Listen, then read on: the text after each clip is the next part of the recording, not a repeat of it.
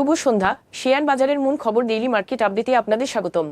DSEX টানা পঞ্চম দিন ধরে ঊর্ধ্বে, আজ এটি 50.95 পয়েন্ট বা 0.98% বেড়ে 5271 পয়েন্টে পৌঁছেছে।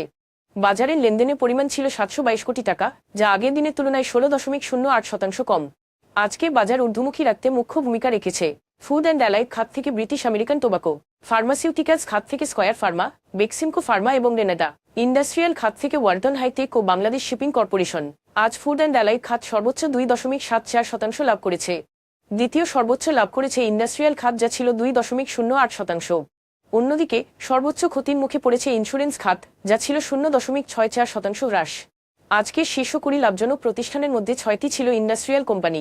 আজকের সর্বোচ্চ দর বৃদ্ধি পাওয়া শেয়ারগুলোর তালিকায় ছিল Uttara Finance and Investments, Golden Harvest Agro Industries, RAK Ceramics Bangladesh. অন্যদিকে আজকের সর্বোচ্চ দর হ্রাস পাওয়া শেয়ারগুলোর তালিকায় ছিল রেনুইট যজ্ঞেশ্বর, দেশ জেনারেল ইন্স্যুরেন্স, সোনার বাংলা ইন্স্যুরেন্স। সোনার বাংলা ইন্স্যুরেন্স রেকর্ড ডেট শেষে আজকের লেনদেন পুনরায় চালু করায় তাদের শেয়ার দর হ্রাস পেয়েছে। তবে এই শেয়ারগুলোর মূল্য পরিবর্তনের ক্ষেত্রে কোনো মূল্য সংবেদনশীল তথ্য প্রকাশিত হয়নি। আজ Express Insurance, Dulamia Cotton Spinning Mills ও আরএকে সিরামিক্স বাংলাদেশের লেনদেন গত 3 মাসের গড় লেনদেনের তুলনায় উল্লেখযোগ্যভাবে বেড়েছে। তবে এই লেনদেন বৃদ্ধির ক্ষেত্রে স্বাভাবিক কোনো কারণ জানা যায়নি। আজকের শীর্ষ দুটি সংবাদ: ব্যাংকিং খাতে আস্থা ফেরাতে এবং দীর্ঘদিন ধরে লোকসানে থাকা দুর্বল ব্যাংকগুলোকে পুনরুজ্জীবিত করতে 5টি ইসলামী ব্যাংক একীভূত করার উদ্যোগ নিয়েছে বাংলাদেশ ব্যাংক। এই পথনকশার লক্ষ্য হল আর্থিক খাতে স্থিতিশীলতা ফিরিয়ে আনা এবং জনগণের আস্থা পুনরুদ্ধার করা। এই উদ্যোগের আওতায় 5টি আর্থিকভাবে দুর্বল ইসলামী ব্যাংক একীভূত করার পরিকল্পনা রয়েছে, যার জন্য প্রাথমিকভাবে সরকার 15,000 কোটি থেকে 20,000 কোটি টাকা পুনর্মূলধনের পরিকল্পনা করছে। এই একীভূতকরণের মাধ্যমে একটি শক্তিশালী ইসলামী ব্যাংক গঠনের লক্ষ্য রাখা হয়েছে। পুনর্গঠন পর এসব ব্যাংক বেসরকারি খাতে হস্তান্তর করে শেয়ার বাজারে তালিকাভুক্ত করার পরিকল্পনা রয়েছে, যার ফলে বাংলাদেশের ব্যাংক খাতে বিদেশি বিনিয়োগকারীদের আস্থার নতুন দুয়ার উন্মোচিত হতে পারে।